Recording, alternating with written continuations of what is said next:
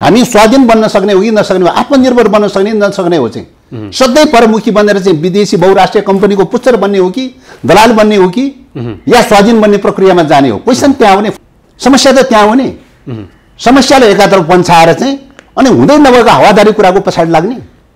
नेकपा माओवादी भनेको हिजो साम्राज्यवादी शक्ति विरुद्ध अथवा भनौँ विस्तारवादी शक्ति विरुद्ध अमेरिका र भारतको हस्तक्षेप विरुद्ध हामीले सङ्घर्ष गरेका हौँ भनेर 10 वर्ष जनयुद्ध गरेको पार्टी, तपाईँहरूको गौरवशाली पार्टी, आज तिनै शक्ति विरुद्ध लम्पसार पर्ने दिन आयो। त्यो प्रश्नमा आउँदैछु भनेर भन्नु, तपाईँ प्रश्न जवाब दिन नपाउने पाउनुहुन्छ भन्नुहोस्। अन्त त्यो मार्केटको व्यवस्थाले के गर्छ त भन्दाखेरि मूल्य निर्धारण पनि उनीहरूले नै गर्छ। नेपाल सरकारको नियन्त्रणमा हुन्छ। कहीँ देख्नु भएको छ तपाईँ नेपाल सरकारको नियन्त्रणमा एकाधिकार बहुराष्ट्रिय कम्पनीहरू भएको ठाउँमा कुन चाहिँ मुलुकमा चाहिँ नेपाल सरकारले नियन्त्रण गरेको छ? विगत कालमा ओली सरकारले एमसीसी पास गर्नुपर्छ भनेर जोडबल गरेकै कारणले गर्दाखेरि पनि चाहिँ पार्टी विभाजनको स्थितिमा पुग्यो। भएको पार्टी त विभाजनको स्थितिमा पुग्छ भने तपाईँको जब चाहिँ के अरे अस्थायी रूपमा गठन हुने चाहिँ गठबन्धनको कुरा तुलना हुन सक्छ? तोकिएको डेडलाइन अनुसार गर्नुपर्छ भनेर चाहिँ दलहरूको बिचमा चाहिँ तपाईँको चाहिँ 5 दलको बिचमा सहमति भएको चाहिँ छ। त्यसमा त कुनै विमति छैन त चाहिँ। अनि विमति नै नभएको कुराको बारेमा त्यत्तिकै हावादारी ढङ्गले कुरा गर्ने, कहाँबाट पुष्टि हुन्छ तपाईँ लम्ब्याउन खोजेको छ भन्ने कुरा चाहिँ तथ्य कहाँबाट पुष्टि हुन्छ? तथ्यले देखाउनु पर्यो नि, बिना वाहियात आरोप लगाउने, हावादारी आरोप लगाउने, अर्काले भनेको कुराको आधारमा आरोप लगाउँदै हिँड्ने। संविधान विफल भइसक्यो।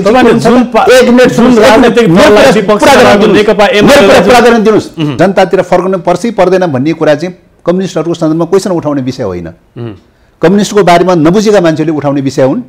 कम्युनिस्टको बारेमा जनतातिर फर्कने नफर्कने भन्ने कुरा क्वेसन उठ्न सक्छ। सिधै चाहिँ तपाईँको चाहिँ स्ट्राटेजिक पार्टनरसिपको एग्रिमेन्ट गरेर चाहिँ अमेरिकन सेना नेपालमा लिएर आउने त्यो कुरा ओली सरकारको पालोमा प्रयास सुरु गरेकै हो चाहिँ। हामीले विरोध गरेको कारणले गर्दा अड्किरहेको छ अहिलेसम्म।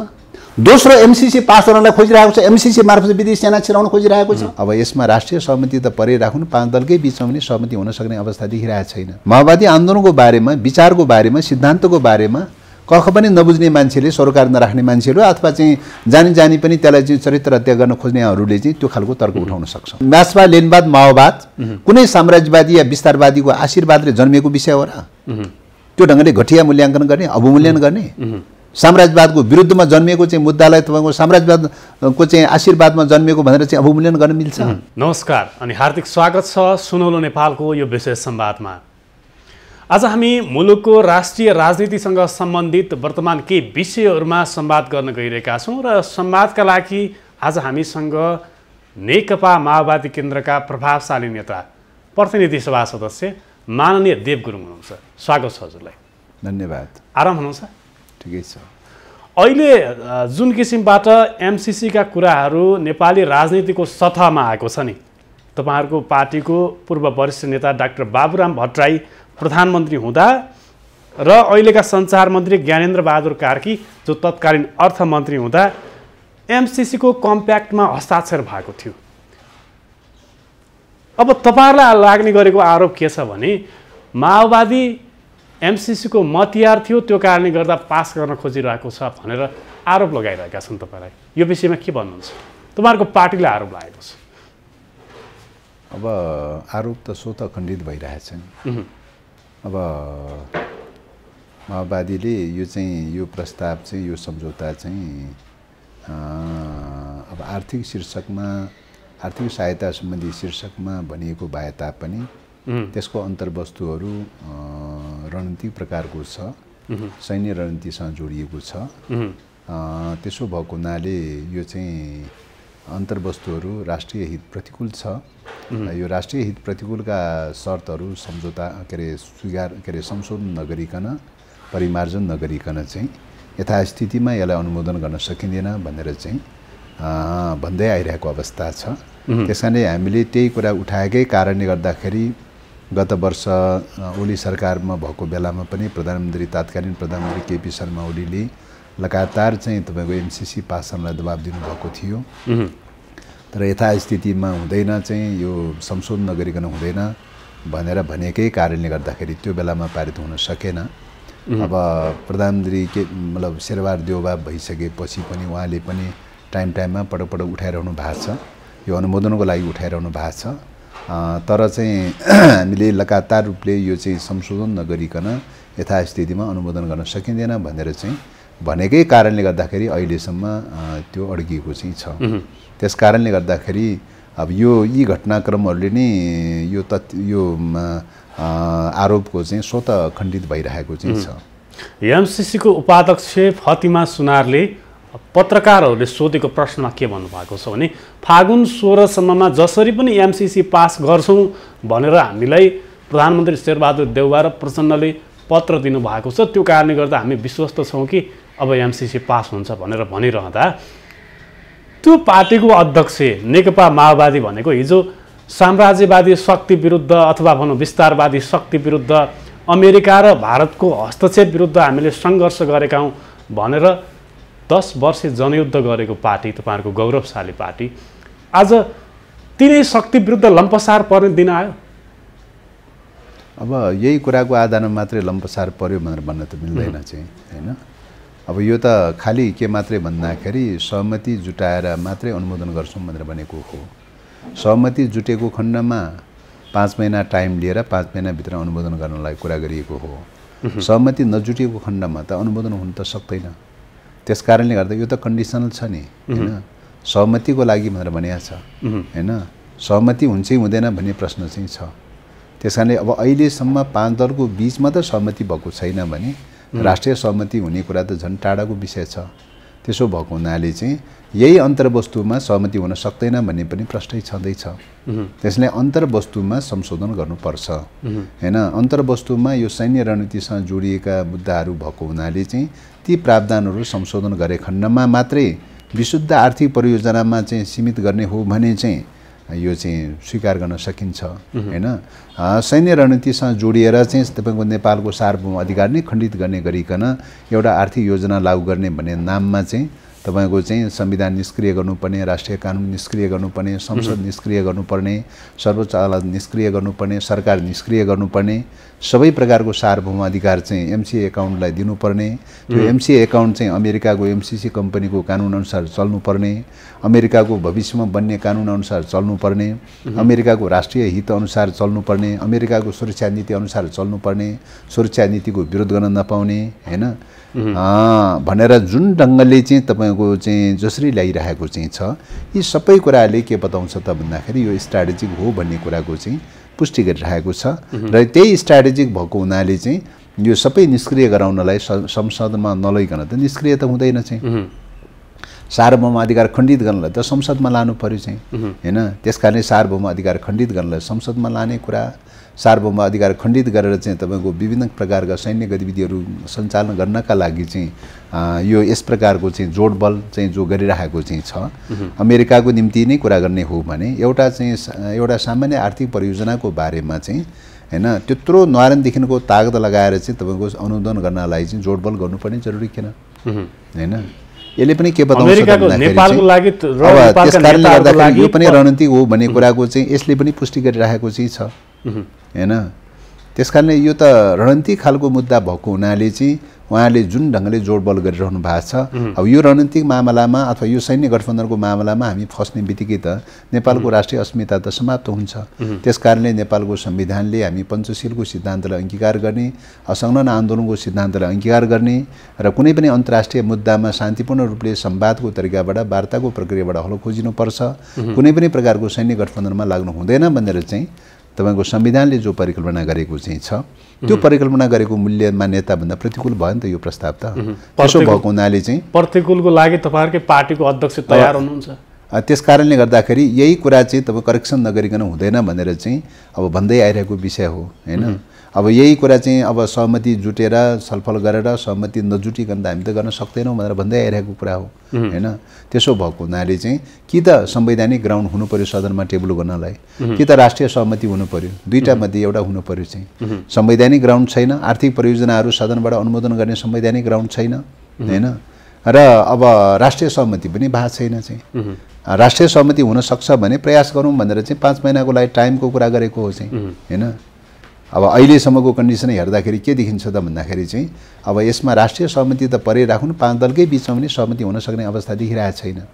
त्यसो भएको हुनाले चाहिँ फ्याक्टहरू त तथ्यहरू त अगाडि नै छ। मान्यज्यू, आजको राजनीतिक पृष्ठभूमिलाई हेर्ने हो भने एमाले सत्ता गठबन्धनलाई तोड्नका लागि एमसिसीलाई एजेन्डा बनाइरहेको छ। तपाईँहरूको सत्ता गठबन्धन भाड्न सके उनीहरूले एमसीसीमा सहयोग गर्ने खालको उनीहरूको मनसाय बुझ्न सकिन्छ। त्यो चाहिँ अब त्यो चाहिँ गरे हुन्छ। तपाईँहरूले एमसीसीलाई कसरी प्रस्तुत गरिरहनु भएको छ भने गरे हुन्छ। स्थानीय तह, प्रदेश र सङ्घको निर्वाचनमा गठबन्धनमा काङ्ग्रेस जान तयार भएदेखि एमसीसीमा काङ्ग्रेसलाई सहयोग गर्ने, एमसीसी अनुमोदन गर्नको लागि होइन भने खोजे थाहा पनि प्रवृत्ति तपाईँहरूले झेक्नु भएको छ। अब के मैले सही भने यथार्थ भने यो त मतलब माओवादीको सन्दर्भमा एउटा आंशिक रौँ बराबर पनि नबुझिएका तर्कहरू हुन्छन् हैन। यसमा कुनै रौँ बराबर पनि सत्यता छैन हैन। त्यस कारणले गर्दाखेरि अब एमसीसीको मुद्दालाई गठबन्धनसँग जोड्ने, एमसीसीको मुद्दालाई सरकारसँग जोड्ने, एमसीसीको मुद्दालाई चाहिँ तपाईँ चुनावमा चाहिँ तपाईँको चाहिँ जित्छ कि हार्छ भनेर चाहिँ जोड्ने हैन। यो चाहिँ तपाईँको हदै स्तरको घटिया प्रकारको चिन्तनको उपज हो। राष्ट्रियताको मुद्दालाई, स्वाधीनताको मुद्दालाई नजरअन्दाज गर्ने, न्यूनीकरण गर्ने हैन, राष्ट्रिय आत्मसम्मानवादी चिन्तन र उपजको परिणाम हो यो चाहिँ हैन। त्यसकारणले एमसीसीको मुद्दा भनेर भनेको सबैभन्दा सर्वोपरि विषय हो। मुलुकको स्वाधीनताको मुद्दा भनेर भनेको सर्वोपरि विषय हो। त्योसँग कुनै पनि तुलना हुन सक्दैन हैन। त्यस कारणले गर्दाखेरि विगत कालमा ओली सरकारले एमसीसी पास गर्नुपर्छ भनेर जोडबल गरेकै कारणले गर्दाखेरि पनि चाहिँ पार्टी विभाजनको स्थितिमा पुग्यो। भएको पार्टी त विभाजनको स्थितिमा पुग्छ भने तपाईँको जब चाहिँ के अरे अस्थायी रूपमा गठन हुने चाहिँ गठबन्धनको कुरा तुलना हुन सक्छ हैन। सरकारको कुरा तुलना हुन सक्छ। चुनावको कुरा अस्थायी रूपमा चाहिँ भइरहने, टाइममा भइरहने चुनावको कुरा 2-4 सिट हारजितको कुराको तुलना हुन सक्छ हैन। त्यस कारणले गर्दाखेरि यो त तपाईँको चाहिँ स्वाधीनताको मुद्दालाई न्यूनीकरण गर्ने, स्वाधीनताको मुद्दालाई डाइल्युट गर्ने, अन्यत्र कुरा उठाएर डाइल्युट गर्ने र यो चाहिँ तपाईँको स्वाधीनताको मुद्दालाई न्यूनीकरण गरेर तपाईँको शक्ति केन्द्रहरूको पछाडि दलाली गर्ने, चागडी गर्ने हैन। उनीहरूले जे भन्छ त्यही तोमसराउनु गर्ने, त्यसैको उपज हो यो मुद्दा। तपाईँको चाहे सडकमा होस्, चाहे सदनमा होस्, चाहे सरकारमा होस्, सबैको लागि स्वाधीनताको मुद्दा सबैको लागि समान हो नि। सरकारको लागि मात्रै मुद्दा हो नि, संसदको लागि मात्रै मुद्दा हो नि। स्वाधीनताको पक्षमै आवाज बुलन्द बनाउने त्यो मनसाय पाल्नु भएको छ भने अध्यक्ष प्रचण्डले एमसीसीलाई पत्र किन लेख्नु पायो? त्यो त चाहिँ सहमति छैन। तुरुन्तै पास गरिदियो भनेर भने हामी पास गर्न सक्दैनौँ। अहिले यथास्थितिमा पास गर्न सक्दैनौँ हैन। सहमति छैन भनेर भने हैन। सहमतिको लागि प्रयास गर्छौँ। 4-6 महिना 4-5 महिना टाइम लिएर सहमतिको लागि प्रयास गर्छौँ हैन। त्यस कारणले सहमतिको लागि प्रयास गर्ने नै रहेछ नि। फेरि मनसाय त पास गर्ने नै रहेछ नि। हैन पास गर्ने रहेछ सहमतिको लागि प्रयास गर्छौँ भनेपछि त होइन। तपाईँको चाहिँ मनसाय चाहिँ पास गर्ने रहेछ भन्ने कुरा कहाँबाट जस्टिफाई हुन्छ हैन। सहमतिको लागि भनेर भने त कन्टेन्टमा कति सहमति हुन्छ हुँदैन भन्ने कुरा हो नि। हामीले पासै गर्दैनौँ भनेर भन्न त सक्नु भएन नि हैन। गभर्मेन्टले एग्रिमेन्ट गरेर ल्याइसकेपछि हैन, गभर्मेन्टले त राज्यले त एग्रिमेन्ट गरेर ल्याइसक्यो हैन। सदनले अनुमोदन गर्ने कि नगर्ने भन्ने कुरा भयो हैन। गभर्मेन्टले त एउटा एग्रिमेन्ट गरिसकेका छ। एग्रिमेन्ट गर्ने त्यो एग्रिमेन्टको बारेमा क्वेसन उठेको हुनाले त्यसको रिभ्यू हुन्छ कि हुँदैन, त्यसको संशोधन हुन्छ कि हुँदैन, परिमार्जन हुन्छ कि हुँदैन, राष्ट्रिय हित प्रतिकूलका प्रावधानहरू भएको हुनाले जनतामा बहस छ, सडकमा बहस छ, सारा विवाद छ, सदनमा बहस छ, सारा विवाद छ, दलहरू बिचमा विवाद छ। विवाद भएको हुनाले अहिले राष्ट्रिय सहमति जुट्न सकेका छैन। राष्ट्रिय सहमति जुट्न सक्ने भएछ भने हेरौँला चाहिँ 6 महिना 5 महिना टाइम पाऊँ हैन। कुरो त त्यो नै सिधै छ नि। त्यसलाई अन्यथा रूपमा ट्विस्ट गर्न त मिल्दैन त चाहिँ। आज तपाईँसँग अन्तर्वार्ता लिइरहँदा र तपाईँको मनोभावना बुझ्दा तपाईँ राष्ट्रवादी नेता हो, स्वाधीनताको पक्षमा जहिले पनि आवाज उठाउने गर्नुहुन्छ र पार्टीको आन्तरिक कुरामा बेमेल हुँदा तपाईँले पार्टीबाट एकचोटि छोडेर पनि जानुभएको थियो र फेरि आउनु भएको। मैले सही भन्दैछु? र आजको दिनमा तपाईँ त्यही पार्टीभित्र हुनुहुन्छ जसले मार्क्सवादलाई मान्छ, लेनिनवादलाई मान्छ, माओवादलाई मान्छ। तिनी नेताको तस्बिर भित्तोमा सजाएर राख्ने गर्छ। तर ती नेताहरू भित्तोमा मात्रै सजाइए विचार भने वाइडेनको मान्दैछन्, नरेन्द्र मोदीको मान्दैछन्, फतिमा सुनारको विचारलाई अङ्गीकार गर्दैछन् भनेर तपाईँहरूलाई आरोप लागिरहँदा कसरी खण्डन गर्नुहुन्छ? विस्तारवादी र साम्राज्यवादी शक्तिको प्रति लम्पसार पर्यो माओवादी भनेर आरोप लगाइरहेका छन् तपाईँहरूले। पहिलो कुरा त तपाईँको व्यक्तिको प्रश्नको रूपमा तुलना गर्न मिल्दैन। विचारको प्रश्न, सिद्धान्तको प्रश्न, नीतिको प्रश्नको बारेमा व्यक्तिको रूपमा मात्रै सीमितीकरण गर्न मिल्ने विषय होइन। त्यस कारणले गर्दाखेरि यो व्यक्तिको मामला होइन, व्यक्तिको प्रश्न होइन। मैले जे भनिरहेको हुन्छु त्यो व्यक्तिको प्रश्न मात्र होइन, हैन। संस्थाको रूपले जे निर्णय हुन्छ, स्वाधीनताको निम्ति, सार्वभौम अधिकारको निम्ति जे निर्णय हुन्छ, त्यही संस्थागत मान्यताहरूलाई, मूल्य मान्यताहरूलाई अभिव्यक्ति दिने कुरा हो, हैन। पहिलो कुरा त्यो। दोस्रो कुरा चाहिँ तपाईँको के हो त भन्दाखेरि चाहिँ अब कम्युनिस्ट आन्दोलनको विचारको चाहिँ तपाईँको चाहिँ आधार भनेको मार्क्सवाद लेनिनवाद माओवाद नै हो। त्यो वैचारिक मार्ग निर्देशनकै आधारमा नेकपा माओवादी केन्द्र बनेको हो। त्यही अनुसार अगाडि चलिरहेको छ। त्यही सिद्धान्त, त्यही मूल्य मान्यता प्रति प्रतिबद्ध भएर लागिरहेको छ। यदि त्यही विचार मान्थ्यो भने एक मिनट सुन्नुस् न। यही विचार मान्थ्यो भने मैले भनेको कुरा त सुन्न दिनुस् न। तत्कालीन प्रधानमन्त्री मैले भनेको कुरा त सुन्नु। किन यो सम्झौता गर्नुभयो कम्प्याक्टमा? त्यस कारणले उहाँ विचलन भएर जानुभयो पार्टीबाट चाहिँ, कम्युनिस्ट आन्दोलन छोडेर जानुभयो, हैन। सत्य त तथ्य त अगाडि छ नि। हामीसँग क्वेसन उठाउनु पर्ने विषय हो र, हैन। विचारमा च्युत भइसकेको हुनाले, कम्युनिस्ट आन्दोलनबाट च्युत भइसकेको हुनाले, मालेमवादबाट च्युत भइसकेको हुनाले उहाँ कम्युनिस्ट आन्दोलन छोडेर जानुभयो चाहिँ। सिधै छ नि, उहाँले प्रश्न गरिरहेको छ नि, पुष्टि गरिरहेको छ नि। अरूसँग क्वेसन उठाउनु पर्ने विषय त होइन नि यो त, हैन। त्यसो भएको हुनाले पहिलो कुरा, दोस्रो कुरा उहाँ पनि माओवादी भित्रै हुनुहुन्थ्यो। दोस्रो कुरा हो त्यो उहाँ हुनुहुन्थ्यो, अध्यक्ष प्रचण्डै हुनुहुन्थ्यो, हो हुनुहुन्थ्यो। तर मान्छेको विचार त अदला-बदली त भइरहन्छ त, विचार त परिवर्तन भइरहन्छ त, हैन। विचार त परिवर्तन भइरहन्छ त। त्यस कारणले गर्दाखेरि उहाँले कम्युनिस्ट आन्दोलन छोड्नुभयो चाहिँ। अब चाहिँ उहाँको आफ्नो स्वतन्त्रता अनुसार, उहाँको आफ्नो विचार अनुसार कम्युनिस्ट आन्दोलन छोड्नुभयो उहाँले चाहिँ, हैन। गैर कम्युनिस्ट पार्टी बनाउने दिशामा जानुभयो चाहिँ बाबुरामजी चाहिँ।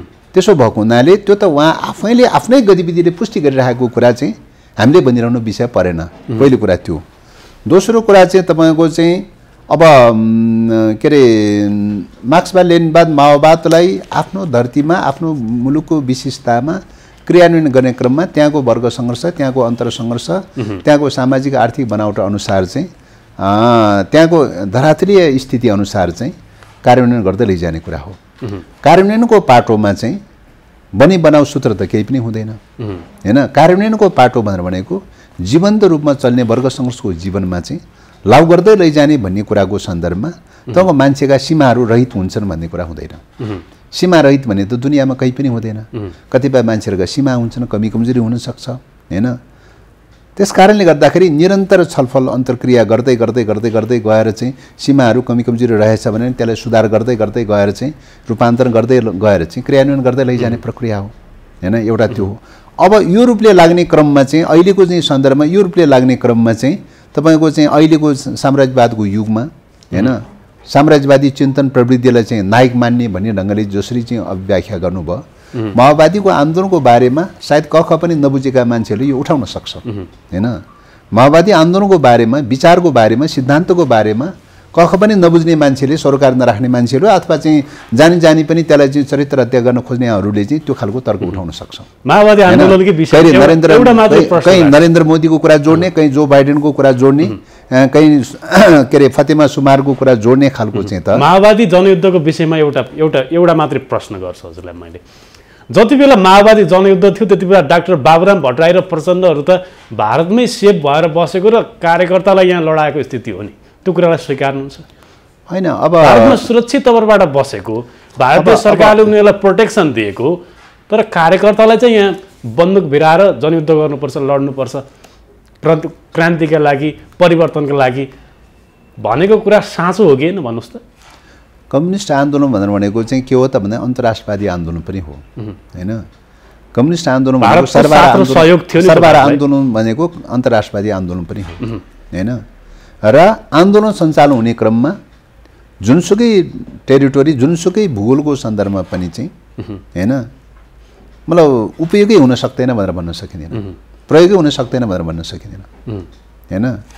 त्यसो भए तपाईँको चाहिँ मार्क्स चाहिँ तपाईँको जर्मनमा चाहिँ जन्मनु भयो, हैन। जर्मनमा जन्मनु भयो, उता चाहिँ तपाईँको कहिले ब्रिटेनमा, कहिले चाहिँ तपाईँको उसमा के अरे बेल्जियममा, हैन, कहिले अरू मुलुकमा रहेर किन काम गर्नुभयो। लेनिन रुसमा जन्मनु भयो, रुसमा कम्युनिस्ट आन्दोलन चलिरहेको थियो, तर लेनिनको थुप्रै चाहिँ भूमिगत कालको जीवनभरि निर्वासनमा रहनुभयो, अरू मुलुकमा रहनुभयो, कैयौँ बैठकहरू स्विजरल्यान्डमा भएका चाहिँ छन्, कैयौँ बैठकहरू अरू मुलुकमा भएका चाहिँ छन् हैन। त्यस कारणले गर्दाखेरि चाहिँ यो कम्युनिस्ट आन्दोलन भनेको विचारको आन्दोलन हो। विचारको आन्दोलन भनेको श्रमजीवी वर्गसँग जोडिएको आन्दोलन हो हैन। श्रमजीवी वर्ग विश्वभरि नै छ। त्यति मात्रै होइन, नेपाली श्रमजीवी वर्ग पनि विश्वभरि नै छ। जहाँ नेपाली श्रमजीवी वर्ग छ, श्रमजीवी वर्ग भएको ठाउँमा जहाँ पनि नेपाली पुग्छ हैन। त्यहाँबाट छैछिटो भन्ने कुरा दुनियाँमा कहीँ पनि हुँदैन। त्यस कारणले गर्दाखेरि नेपालीहरू थुप्रै भारतमा श्रमजीवी वर्गको रूपमा काम गरिरहेका छन्। ती नेपालीहरूको बीचमा चाहिँ नेपालीहरूको पहुँच नपुग्ने भन्ने कुरा हुँदैन। ती नेपालीहरूको बीचमा सङ्गठन नबन्ने भन्ने कुरा हुँदैन हैन। ती नेपालीहरूको बीचमा आवाज जादु हुँदैन भनेर भन्न मिल्दैन चाहिँ। त्यस कारणले गर्दाखेरि यो त के हो त भन्दाखेरि कम्युनिस्ट आन्दोलनको विचारलाई खण्डित गर्नका लागि अथवा न्यूनीकरण गर्नका लागि अपव्याख्या गर्नका लागि चाहिँ तपाईँको चाहिँ लगाइएका आरोपहरू मात्रै हुन् हैन। त्यसकारणले कम्युनिस्ट आन्दोलनको विचारलाई, सिद्धान्तलाई या त बिल्कुलै बुझेको छैन, या त बुझिकन बुझ पचाएर चाहिँ तपाईँको अन्यथा ढङ्गले डाइभर्ट गर्न खोजिरहेको छ, अब भ्रम छर्न खोजिरहेको छ। यही कोणबाट उठेका तर्कहरू हुन् हैन। तपाईँको चाहिँ नेताहरू विदेशमा बसे कि कहाँ भयो, के थियो कसो थियो भन्ने कुराहरूको बारेमा चाहिँ तपाईँको त्यो ढङ्गले चाहिँ जानी या त ट्विस्ट गरेका चाहिँ छन् हैन, या त भने चाहिँ कम्युनिस्ट आन्दोलनको बारेमा, विचारको बारेमा बिल्कुलै अनभिज्ञता भएका मान्छेहरूले उठाएको हुनसक्छ। त्यसो भएको हुनाले चाहिँ कम्युनिस्ट आन्दोलनप्रति सामान्य मात्रै पनि जानकारी भएका मान्छेहरूले सायद त्यो कुरा उठाउँदैन। त्यस कारणले गर्दाखेरि त्यो बेलाको सन्दर्भको कुरा गर्ने हो भने माओवादीसँग वार्ता गर्नका लागि चाहिँ तपाईँको इन्डियामा किन जानुभयो त चाहिँ हैन। थुप्रै नेताहरू सबै चाहिँ नेता इन्डियाले गराएको जनयुद्ध थियो, त्यो कारणले गर्दा इन्डियामै जानु पर्यो शान्ति प्रक्रियाका लागि। यो त सामान्य हो। अब यो तपाईँको वार्ताको लागि कुन ठाउँ उपयुक्त थियो, कुन ठाउँ उपयुक्त थिएन भन्ने कुरा समीक्षाको विषय बन्न सक्ला, तर निरपेक्ष रूपले चाहिँ तपाईँको विदेशमा चाहिँ कुराकानी नै हुन सक्दैन भनेर त भन्न मिल्दैन। अरू मुलुकहरूमा चाहिँ विदेशमा चाहिँ किन कुराकानी भयो त? अरू मुलुकहरूको आन्तरिक द्वन्द्व व्यवस्थापनको लागि विदेशमा कुराकानी हुन सक्ने, वार्ता हुन सक्ने, नेपालको चाहिँ हुन नसक्ने हैन। हुन सक्यो, त्यस कारणले गर्दाखेरि हो। अब तपाईँको अब नेपालको परिवेश भनौँ या के भनौँ, खुला सिमानाको कुरा छ, खुला आउजाउको कुरा छ, भिसा सिसाको व्यवस्था छैन, केही पनि छैन, खुला व्यवस्था छ। त्यसले गर्दाखेरि खुलाको तात्पर्य नकारात्मक पनि छ, सकारात्मक पनि छ। नकारात्मक किन छ त भन्दाखेरि भारतको डोमिनेसन, अर्थतन्त्रमा डोमिनेसनको लागि चाहिँ नकारात्मक छ। सकारात्मक के कारणले छ त भन्दा जनता बीचको रिलेसनको लागि सकारात्मक पनि छ त। भारतीय जनता र श्रमजीवी जनता र नेपाली जनताको बीचको रिलेसन, या नेपाली जनताकै श्रमजीवी वर्ग चाहिँ जो भारतमा गएर काम गरिरहेछन् उनीहरूसँगको रिलेसनको हिसाबले त सकारात्मक पनि छ त। तपाईँ पनि रोटी बेटीको त्यस कारणले गर्दाखेरि यो चाहिँ यसलाई चाहिँ यो सकारात्मक पनि छ, नकारात्मक पनि छ हैन। अब कुन ढङ्गले हेर्ने भन्ने दृष्टिकोणको कुरा मात्रै हो। त्यसो भएको हुनाले चाहिँ तपाईँको नेपालको चाहिँ डेमोक्रेटिक मुभमेन्टलाई अगाडि बढाउनका लागि, नेपालको डेमोक्रेटिक मुभमेन्टलाई चाहिँ स्थापित गर्नका लागि, सफल तुल्याउनका लागि चाहिँ विश्वभरि चाहिँ तपाईँको डेमोक्रेटिक मुभमेन्टले सहयोग गरिदिनु पर्यो भनेर आह्वान गर्दै किन हिँड्नु भयो त हैन? किन हिँडियो त चाहिँ हैन? विश्वभरि डेमोक्रेटिक मुभमेन्ट सफल पार्नलाई चाहिँ सहयोग गर्नु पर्यो भनेर भन्न हिँड्न चाहिँ हुने, कम्युनिस्ट आन्दोलन सफल पार्नलाई सहयोग गर्नु पर्यो भनेर भन्न चाहिँ नहुने, त्यस्तो पनि कहीँ हुन्छ हैन। त्यसो तर भारतको डिप्लोमेटिक पोलिसी अथवा भनौँ फरेन पोलिसीलाई हेर्ने हो भने भारत के चाहन्छ भने आफ्ना छिमेकी राष्ट्रहरू समृद्ध बनेको, छिमेकी राष्ट्रमा शान्ति, सद्भाव, अमन, त्यो अलग पाटो भयो होइन। त्यो भारतप्रतिको भारतको नीति, भारतको त्यो कारणले गर्दा उसले के म पुराना कुराहरूलाई पनि म कोट्याउन चाहन्छु। उसले श्रीलङ्कामा तमिल टाइगर, इन्दिरा गान्धीले तमिल टाइगर स्थापना गरेको र श्रीलङ्काको शान्ति, सद्भाव, त्यहाँको परिवर्तन, त्यहाँको चाहिँ समृद्धि सबै भाँच्ने काम र आजको दिनमा विश्वकै गरिब मुलुकहरू सबैभन्दा ऋणको भारी बोकेको मुलुक श्रीलङ्का पर्छ। त्यस्तै नेपाललाई पनि क्रीडास्थल बनाउनका लागि माओवादीको जन्म गराएको भन्नेहरूलाई के भन्नुहुन्छ तपाईँ? अब पहिलो कुरा त यो चाहिँ माओवादीको जन्म भारतले गराएर जन्मिने, भारतले नगराएर नजन्मिने विषय नै होइन। माओवाद भनेको साइन्टिफिक ल हो। यो विचारकै आधारमा तपाईहरुले साइन्टिफिक ल म त्यतातिर जान्छु। मार्क्सवाद लेनिनवाद तपाईहरुले वर्ग संघर्षको अभियान चलाउनु साइन्टिफिक ल भनेको विभेदको साइन्टिफिक ल भनेको वर्ग संघर्षको थ्योरी हो, द्वन्द्वात्मक भौतिकवाद हो, वर्ग संघर्षको थ्योरीलाई अंगीकार गर्ने कुरा हो। त्यो कुनै मुलुकमा अलि छिटो फस्टाउन सक्छ, विकास हुन सक्छ, कुनै मुलुकमा ढिलो फस्न सक्छ, विकास हुन सक्छ, ढिला सुर्ती कम बेसी हुन सक्छ। तर कुनै शक्ति राष्ट्रले चाहिँ जन्माउँदैमा जन्मिने, कुनै शक्ति राष्ट्रले नजन्माउँदैमा नजन्मिने भन्ने विषय चाहिँ होइन। मार्क्सवाद लेनिनवाद माओवाद कुनै साम्राज्यवादी या विस्तारवादीको आशीर्वादले जन्मिएको विषय हो र? त्यो ढङ्गले घटिया मूल्याङ्कन गर्ने, अवमूल्यन गर्ने, साम्राज्यवादको विरुद्धमा जन्मिएको चाहिँ मुद्दालाई तपाईँको साम्राज्यवादको चाहिँ आशीर्वादमा जन्मिएको भनेर चाहिँ अवमूल्यन गर्न मिल्छ? त्यसकारणले मार्क्सवाद लेनिनवाद माओवादको बारेमा कख पनि नबुझेका मान्छेले उठाउने तर्क हुनु यस्तो चाहिँ तपाईहरुको नारा, प्रमुख नारा जातीय विभेदको नाउँमा, वर्गीय विभेदको नाउँमा, अझ भनौँ सम्भ्रान्त वर्ग, पुँजीपति वर्ग र गरिब निमुखा सर्वारा वर्गको बीचमा जुन खाडल थियो त्यो खाडल पूर्ण भनेर तपाईहरुले जनयुद्ध गर्नुभएको, मैले सही भन्दैछु? यदि त्यो भने तपाईहरु शान्ति प्रक्रियामा आइसकेको यतिका वर्षसम्म आज देशको अवस्था हेर्नु भएको छ। यही देशको नेता हो तपाईँ। आज पनि कति लाख युवाहरू विदेशमा श्रम गर्नुपर्ने, अरबका खाडीहरूमा श्रम गर्नुपर्ने बाध्यात्मक परिस्थिति छ। तपाईहरु त विचलित हुनुभयो।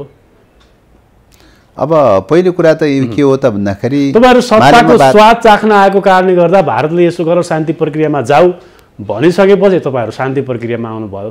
तमिल टाइगरले त्यो कुरा मानेन, तमिल टाइगरले भारतले दोस्त बनाइदियो। अब यो रूपले चाहिँ मूल्याङ्कन गर्नु चाहिँ सरासर झुट कुरा हो। यसमा एक रत्ती पनि सत्यता छैन। तमिल टाइगरको बारेमा के हो श्रीलङ्काले भन्ने कुरा हो। श्रीलङ्काको जनताले भन्ने कुरा हो। श्रीलङ्काको आन्दोलनकारीहरूले भन्ने कुरा हो। त्यहाँको मूल्याङ्कन त्यहाँको जनताले गर्लान् हैन, त्यहाँको राजनीतिज्ञहरूले गर्दा, त्यहाँको इतिहासले मूल्याङ्कन गर्ला हैन। तर नेपालको सन्दर्भमा के हो त भन्दाखेरि मार्क्सवाद लेनिनवाद माओवादको जन्म चाहिँ कुनै साम्राज्यवादी या विस्तारवादीहरूको इसारामा भएको भन्ने कुरा चाहिँ तपाईँको चाहिँ जुन टाइपको तपाईँले जो मूल्याङ्कन गर्नु खोज्नु भएको छ, यो सिद्धान्त भनेको मार्क्सवाद लेनिनवाद माओवादको बारेमा एउटा रौँ बराबर पनि नबुझेका मान्छेले उठाउने कुरा हुन्। या त तपाईँको जबरजस्ती रूपले बदनाम गराउन विचारमा पराजित भइसकेपछि, विचारबाट च्युत भइसकेपछि चाहिँ अनि चाहिँ जबरजस्ती रूपले भ्रम पैदा गर्नलाई उठाइएका नारा हुन्, नियोजित रूपले उठाइएका नारा हुन्। साम्यवादको विचारबाट विचलित भएर तपाईहरु समाजवादको विचारमा धर्नुभयो, पुँजीपति विचारमा धर्नुभयो। एक मिनेट सुन्नुस्, कुनै रत्तीसँग सत्यता छैन। पहिलो कुरा त्यो। दोस्रो कुरा जहाँसम्म छ तपाईँको जनयुद्धमा जुन मुद्दाहरू उठाइएको थियो ती मुद्दाहरू अहिले सम्बोधन हुन सकेन भन्ने कुरा जहाँसम्म छ हो। सम्बोधन गर्नका लागि अहिलेको युगमा आन्दोलनका विभिन्न घुम्तीहरू मोडहरू हुँदै हुँदै हुँदै स्ट्रगल गर्नुपर्ने अवस्था छ। त्यसो भए आन्दोलनको स्वरूप परिवर्तन भएको छ। आन्दोलनको स्वरूप परिवर्तन भएको छ। हिजो शस्त्र सङ्घर्षको आन्दोलनको स्वरूप थियो, अहिले शान्तिपूर्ण आन्दोलनको स्वरूप छ हैन। पुँजीवादी पार्टीहरुसँग मिलेर आन्दोलन गर्नुहुन्छ। त्यसो भए आन्दोलनको स्वरूप परिवर्तन भएको चाहिँ छ। राष्ट्रिय अन्तर्राष्ट्रिय परिस्थिति परिवर्तन भएको छ। परिवर्तित स्थितिमा आन्दोलनका स्वरूपहरू परिवर्तन भएका चाहिँ छन्। आन्दोलनको स्वरूपहरू परिवर्तन भएको अवस्थामा अहिले नै तपाईँको चाहिँ तपाईँ सबै प्रकारका प्रतिफलहरू अहिले नै प्राप्त भइसक्यो भनेर मूल्याङ्कन गर्न मिल्दैन चाहिँ। निश्चित हुने क्रममा नयाँ नयाँ मोर्चाहरू बनेको छ हैन। हिजो गणतन्त्रको विरुद्धमा चाहिँ तपाईँको चाहिँ गणतन्त्रको के अरे राजतन्त्रको विरुद्धमा गणतन्त्रवादी शक्तिहरूसँग मिल्नुपर्ने अवस्था थियो। त्यो ढङ्गले मिलेर मुभमेन्ट गर्नुपर्ने आवश्यकता थियो।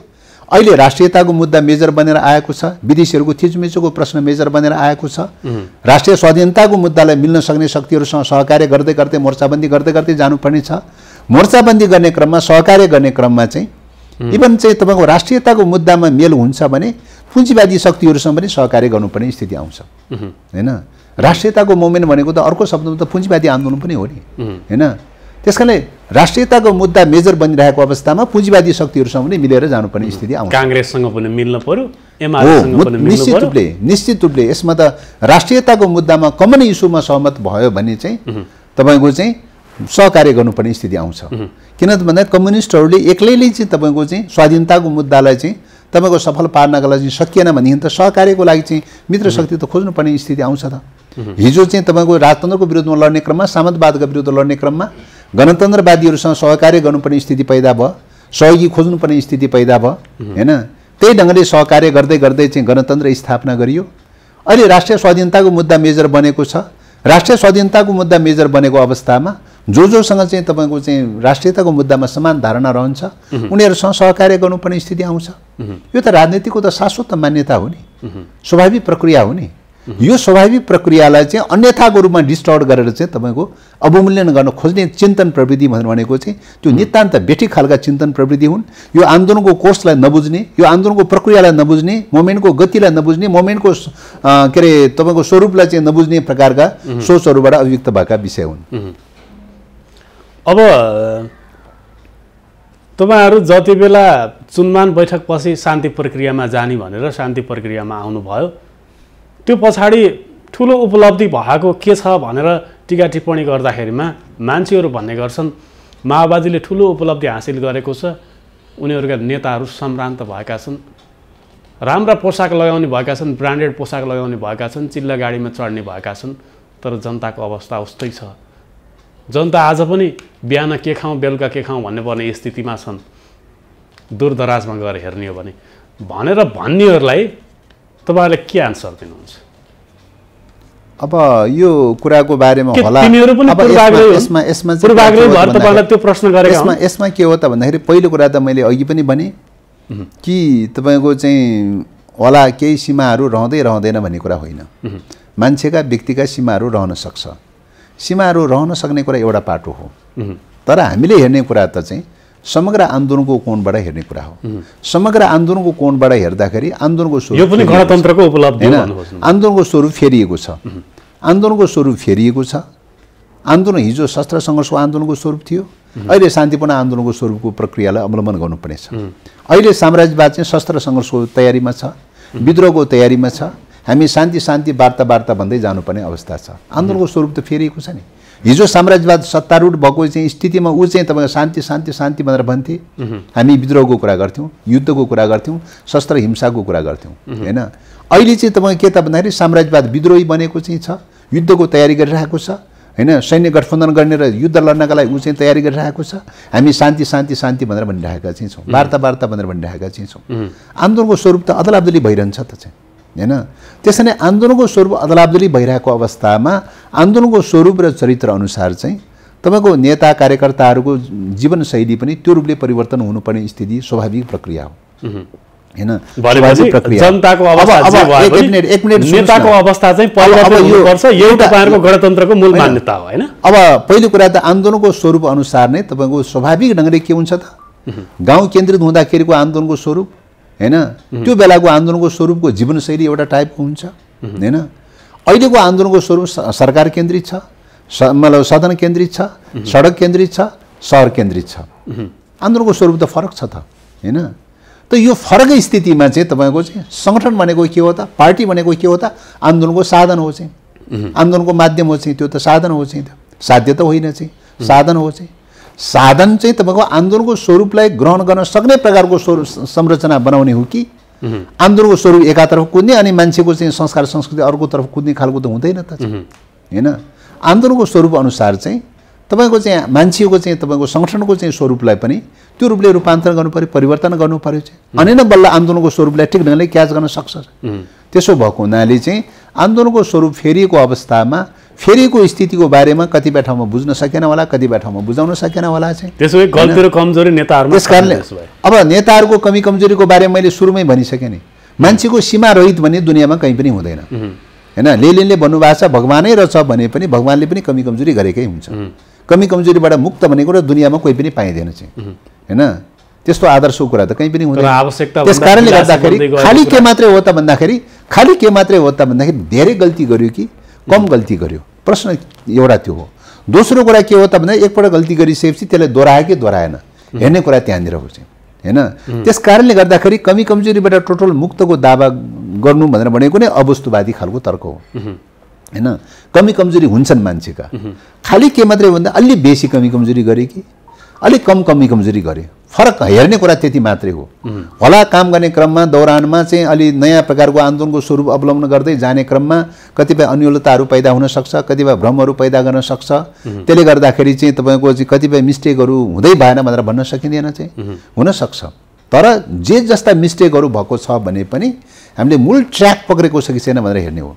मूल ट्र्याकको हिसाबले के हो त भन्दाखेरि मालेमवादलाई नछोडिकन चाहिँ आत्मसातीकरण गर्दै कम्युनिस्ट मुभमेन्टलाई चाहिँ केन्द्रबिन्दु बनाएर लागिरहेको चाहिँ छ हैन। पहिलो कुरा त्यो समाजवाद र साम्यवादसम्म पुग्ने लक्ष्यका साथ अविचलित भएर लागिरहेको चाहिँ छ। पहिलो कुरा त्यो। दोस्रो कुरा के हो त भन्दा त्यहाँ पुग्नका लागि चाहिँ दुईटा पर्खाललाई भत्काउन जरुरी छ, पन्छाउन जरुरी छ। एउटा सामन्तवादको चाहिँ राजतन्त्रात्मक पर्खाललाई भत्काउन जरुरी छ। दोस्रो कुरा विदेशीहरूको थिचोमिचोलाई भत्काउन जरुरी छ। यो दुईटै पर्खाल भत्काउन जरुरी छ। एउटा पर्खाल भत्किएको छ, अर्को पर्खाल भत्काउन सकेका छैन चाहिँ हैन।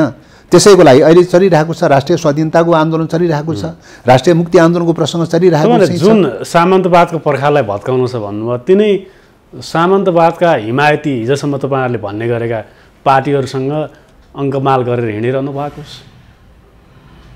कसरी हट्छ सामन्तवाद? अब तपाईँहरू पार्टीसँग सत्ता र शक्तिको लालच, त्यत्रो लोभ तपाईँहरूमा यति बढिसकेको छ कि जति बेला जुनसँग गठबन्धन गर्न पनि तयार हुनुहुन्छ, तपाईहरु विचारबाट विचलित हुनुभएको छ। अब कसरी तपाईँहरूको एजेन्डा फेरि अगाडि आउँछ? राजतन्त्रको विरुद्धमा लागिरहेको अवस्थामा राजतन्त्रको विरुद्ध जान तयारी हुने, गणतन्त्र स्थापना गर्न तयारी हुने शक्तिहरूको सन्दर्भमा कतिपय संस्कार संस्कृतिगत पक्षहरू सीमा कमी कमजोरी रहेछ भने पनि त गणतन्त्रवादी त हो त हैन। गणतन्त्रवादी त हो त, कम्युनिस्ट त होइन त। सबै हामीले कम्युनिस्ट दावा गरेका त छैनौँ त हैन। अब राजतन्त्रको विरुद्ध लड्नका लागि चाहिँ सबै टाइपका गणतन्त्रवादीहरूसँग सहकार्य गर्नुपर्ने स्थिति पैदा भयो हैन। सहकार्य गर्दैमा चाहिँ तपाईँको चाहिँ पतन हुने कुरा गर्ने हो भने त चाहिँ हैन, रुसको मुभमेन्टको कुरा गर्नुहोस् या चीनको मुभमेन्टको बेलामा जनवादी आन्दोलनको बेलामा चाहिँ कोसँग सहकार्य गरेको थियो हैन। हिस्ट्री त छ त। च्याङ्गाई सेसँग पनि त सहकार्य गर्नुपर्ने स्थिति पैदा भएको थियो त हैन। च्याङ्गाई सेसँग सहकार्य गर्ने बित्तिकै सबै खतम भयो, सिद्धियो चाहिँ चिनिया कम्युनिस्ट आन्दोलन भनेर भन्न मिल्छ हैन। त्यसले जापानिज साम्राज्यवादको अतिक्रमण भइरहेको बेलामा चाहिँ तपाईँको च्याङ्गाई सेसँग पनि संयुक्त मोर्चा भयो, गठबन्धन भयो हैन। घरेलु चाहिँ तपाईँ सामन्तवादको विरुद्ध लड्ने क्रममा एउटा सामन्तवादको विरुद्ध लड्ने क्रममा सानो सामन्तसँग पनि सहकार्य गरेर लड्नुपर्ने स्थिति पैदा भयो हैन। त्यो त कम्युनिस्ट आन्दोलनको त शाश्वत मूल्य मान्यताको कुरा हो नि, शाश्वत विषय हो नि। त्यस कारणले गर्दाखेरि अहिले पनि तपाईँको के त भन्दाखेरि गणतन्त्रको निम्ति लड्दाखेरिको बेलामा चाहिँ के अरे राजतन्त्रको विरुद्धमा गणतन्त्रको निम्ति लड्दाखेरिको बेलामा गणतन्त्रका पक्षधरहरू सबैसँग मिल्नुपर्ने स्थिति पैदा भयो हैन। राष्ट्रिय स्वाधीनताको आन्दोलनको लागि लड्ने बेलामा चाहिँ राष्ट्रिय स्वाधीनताको मुद्दामा लड्न तयारी हुनेहरूसँग सबैसँग सहकार्य गर्नुपर्छ हैन। तपाईँको आचरण त बेठिक छ भनेर तपाईँसँग सहकार्य गर्न सक्दिनँ भनेर भन्न त मिल्दैन हैन। तपाईँको संस्कृति बेठिक छ भनेर तपाईँसँग सहकार्य गर्न सकिँदैन भनेर त मिल्दैन चाहिँ। मूल मुद्दा त स्वाधीनताको मुद्दा हो नि। स्वाधीनताको मुद्दामा समान धारणा राख्ने शक्तिहरूसँग सबैसँग सहकार्य गर्नुपर्छ। सहकार्य नगरिकन एक्लै वीर बनेर जित्न त सकिँदैन त चाहिँ हैन। एक्लै वीर बनेर जितेको रेकर्ड पनि छैन त चाहिँ हैन।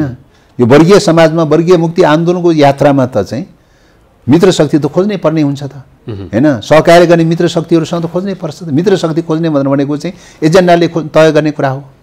एजेन्डा मिल्नेहरूसँग सहकार्य गर्नुपर्ने स्थिति पैदा हुन्छ। यो त कम्युनिस्ट आन्दोलनको त स्वाभाविक प्रक्रिया हो नि। त्यस कारणले गर्दाखेरि यही प्रक्रियामा माओवादी आन्दोलन लागिरहेको छ हैन। होला तपाईँको चाहिँ कार्यान्वयन गर्ने क्रममा, व्यवहारमा आचरण गर्ने क्रममा, लागू गर्ने क्रममा सीमाहरू रहँदै रहेन भनेर भन्न नसकेला, कमी कमजोरी रहँदै रहेन भनेर भन्न नसकेला हैन। वर्गीय समाज हो, वर्गीय समाजमा सीमाहरू रहिरहन्छन्, कमी कमजोरीहरू रहिरहन्छन्। ती कमी कमजोरीका बावजुद पनि मूल ट्र्याक चाहिँ, मूल बाटो चाहिँ समाजवाद र साम्यवादसम्म पुग्ने बाटो चाहिँ लागिरहेको चाहिँ छ। त्यसको लागि दुईटा पर्खाल पन्छाउनु छ।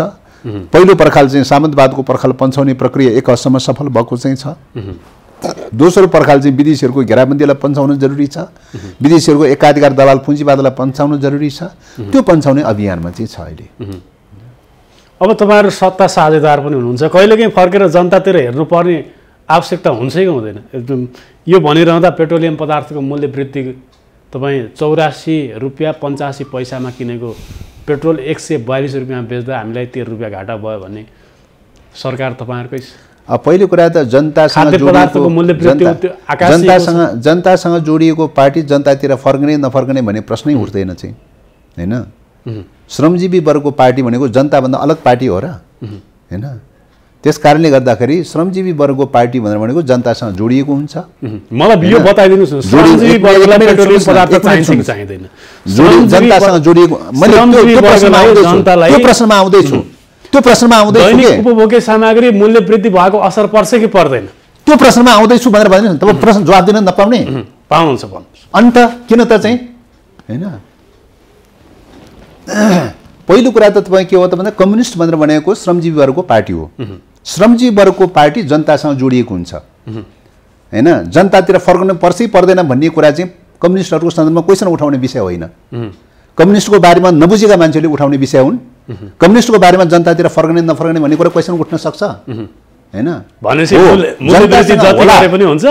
जनतासँग जाने शैलीहरूमा कार्यशैलीका कुराहरूमा कहिलेकाहीँ त्रुटि हुन सक्छ, कमी हुन सक्छ, सीमा रहन सक्छ। मान्छेका सीमा रहित भन्ने कुरा दुनियाँमा कहीँ हुँदैन। सीमा रहन सक्छ। त्यस कारणले गर्दा सीमा रहन सक्ने कुरा, कमी कमजोरी रहन सक्ने कुरा एउटा कुरा हो। तर जनताको चाहिँ श्रमजीवी वर्गबाट के अरे निर्माण भएको पार्टीलाई जनतातिर फर्कने नफर्कने भन्ने प्रश्न उठ्न सक्दैन। पहिलो कुरा त्यो। दोस्रो कुरा चाहिँ तपाईँको पेट्रोलियम पदार्थको कुराको बारे कुरा उठाउनु भयो। नितान्त रूपले पेट्रोलियम पदार्थको बारेमा मूल्य वृद्धि भयो के भयो भनेर कुरा उठाइरहनु भएको छ। हामीले भनिरहेका छौँ अहिले एकाधिकार दलाल पुँजीवादको प्रबुद्ध छ। एकाधिकार दलाल पुँजीवादको प्रबुद्ध भएको हुनाले त्यसलाई ब्रेक थ्रु गर्दै गर्दै त्यसलाई कन्ट्रोल गर्दै गर्दै गर्दै लगेर चाहिँ तपाईँको राष्ट्रिय स्वाधीन अर्थतन्त्र निर्माण गर्नुपर्छ हैन। स्वाधीन अर्थतन्त्र निर्माणको यात्रामा हामी लाग्न सक्यौँ। तपाईहरु विपक्षी दल होइन है, हामी सवालमा रहेको दल होइन। हैन हैन, यहाँ सुन्नुस्, तपाईहरु संघर्ष गरेको आन्दोलन गरेको दल पनि यहाँ सुन्नुस्, तपाईहरु सत्ताको साझेदार दल हो, त्यसको हिमायती तपाईहरु नै हो। यहाँ सुन्नुस्, मैले भन्न खोज्दै छु। त्यस कारणले गर्दाखेरि यस्तो अवस्थामा हामीले गर्नुपर्ने कुरा के हो त भन्दाखेरि चाहिँ तपाईँको पेट्रोलियम पदार्थमा त्यसको मूल्य वृद्धि गरेर प्रतिस्थापन गर्नलाई हामीले विकल्प तयार गर्नुपर्छ नेपालमा हैन। विकल्प तयार गर्नुपर्छ। सकिन्छ पेट्रोलियम पदार्थ विकल्प तयार गर्ने हो हैन।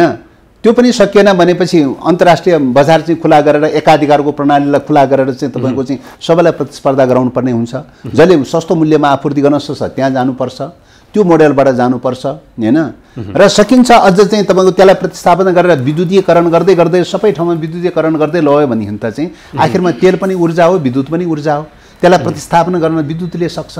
त्यसलाई यो ढङ्गले दीर्घकालीन रूपले पनि हामी सोचेर जानुपर्छ भन्ने कुरा चाहिँ लागिरहेको चाहिँ छ। त्यो प्रयासरत छ अवस्था छ। पहिलो कुरा त्यो। दोस्रो कुरा अहिलेको तत्कालको सन्दर्भमा जो मूल्य नियन्त्रण गर्ने कुरा छ, मूल्य नियन्त्रण गर्नुपर्छ, मूल्य घटाउनुपर्छ, मूल्य नियन्त्रण गर्नुपर्छ भनेर भन्ने चाहिँ राखेको छ, प्रयास त गरिरहेको छ, तर मूल्य नियन्त्रण हुन सकिरहेको छैन। त्यसो भएको हुनाले मूल्य नियन्त्रण गर्नुपर्छ भन्ने पक्षमा छौँ, मूल्य बढाउनु हुन्न भन्ने पक्षमा चाहिँ छौँ। तर एकाधिकार बजारको पछि लागिरहँदाखेरिको अवस्थामा के हुन्छ भन्दाखेरि उसले अन्तर्राष्ट्रिय मूल्यको आधारमा उसले मूल्य निर्धारण गरिरहेको हुन्छ। नेपालले मूल्य निर्धारण गरे अनुसार मूल्य निर्धारण हुँदैन। अन्तर्राष्ट्रिय मार्केट अनुसार भन्ने नाममा एकाधिकार कम्पनीहरूले मूल्य निर्धारण गरिरहेको हुन्छ। त्यसकारणले यो एकाधिकार खालको मार्केट तोड्नुपर्छ, ब्रेक गर्नुपर्छ भनेर हामी लागिरहेका छौँ हैन। तोड्न नसकेको हुनाले चाहिँ तपाईँको मूल्य वृद्धिको चाहिँ शिकार हुनुपर्ने, मूल्य वृद्धिको शिकार हुनुपर्ने अवस्था निश्चित रूपले छ। त्यसो भएको हुनाले चाहिँ हामीले यसलाई चाहिँ के त भन्दाखेरि एकाधिकार दलाल पुँजी 84 रुपैयाँमा खरिद गरेको तेल 122 रुपैयाँमा बेच्दै गर्दा यो भित्रका दोषी को तपाईहरु हैन? त्यही त दोषी त के हो त भन्दाखेरि चाहिँ तपाईको पेट्रोलियम पदार्थको एकाधिकारको बजारको चाहिँ स्थापना गर्ने प्रक्रिया जो चलिरहेको चाहिँ छ हैन। पेट्रोलियम पदार्थमा एकाधिकारको मार्केटको जो चाहिँ व्यवस्था छ हैन, त्यो मार्केटको व्यवस्थाले के गर्छ त भन्दाखेरि मूल्य निर्धारण पनि उनीहरूले नै गर्छ। नेपाल सरकारको नियन्त्रणमा हुन्छ। कहीँ देख्नु भएको छ तपाईँ नेपाल सरकारको नियन्त्रणमा एकाधिकार बहुराष्ट्रिय कम्पनीहरू भएको ठाउँमा कुन चाहिँ मुलुकमा चाहिँ नेपाल सरकारले नियन्त्रण गरेको छ? नेपाल आयल निगम नेपाल सरकारको हो। नेपाल आयल निगम नेपाल सरकारको हो।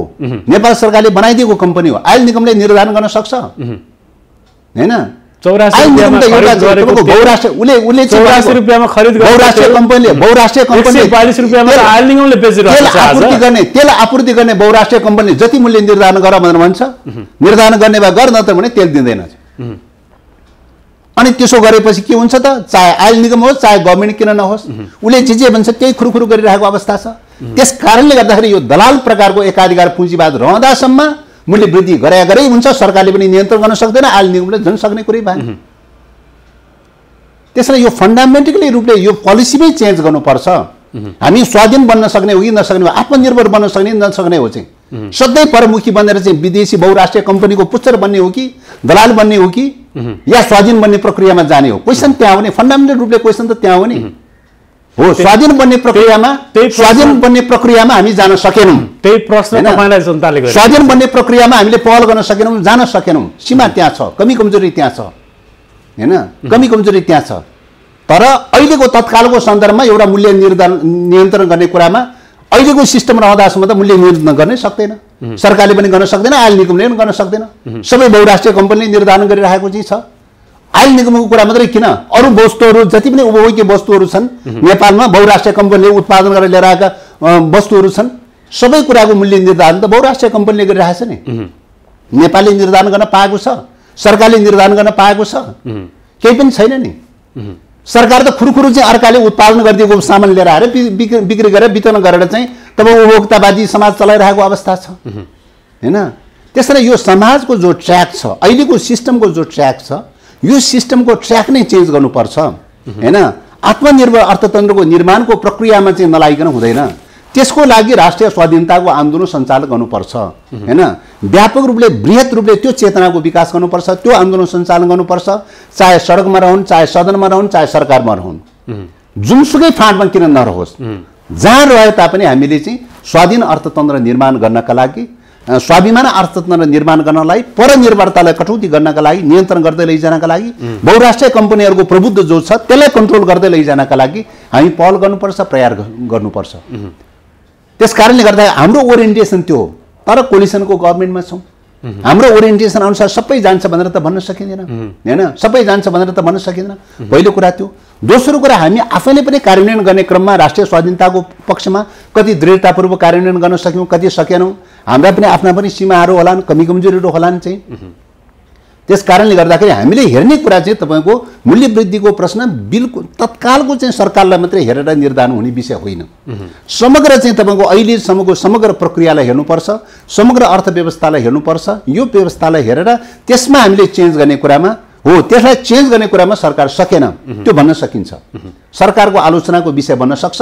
एकाधिकार दलाल पुँजीवादको अगाडि किन भुँडा टेक्यो सरकार चाहिँ, किन आत्मसमर्पण गर्यो, त्यो क्वेसन उठ्न सक्छ, त्यो उठाउन सकिन्छ। तपाईँ पत्रकारहरूले उठाउने क्वेसन त्यो हो चाहिँ, हैन? सधैँ आयल निगममाथि भर पर्ने, आयल निगमको विकल्प किन तयार गर्न सकेन, हैन? अन्तर्राष्ट्रिय बजारमा, खुला बजारमा गएर चाहिँ प्रतिस्पर्धा किन गर्न सकेन, अरू मुलुकबाट आयात गर्न, जहाँबाट सस्तो पाइन्छ त्यहाँबाट आयात गर्न किन सकेन?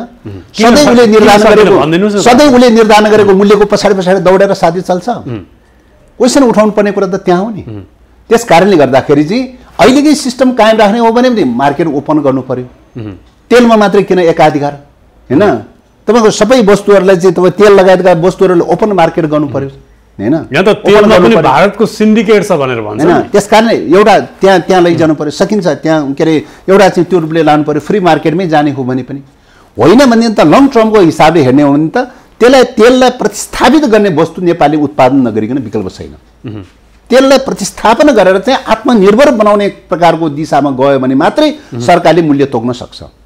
आयल निगमले मूल्य तोक्न सक्छ, सरकारले मूल्य तोक्न सक्छ, कति कायम राख्ने कति कायम नराख्ने तोक्न सक्छ। होइन भने त अहिलेको सिस्टममा त के छ भन्दा मूल्य निर्धारण त सरकारले गर्नै पाउँदैन, हैन?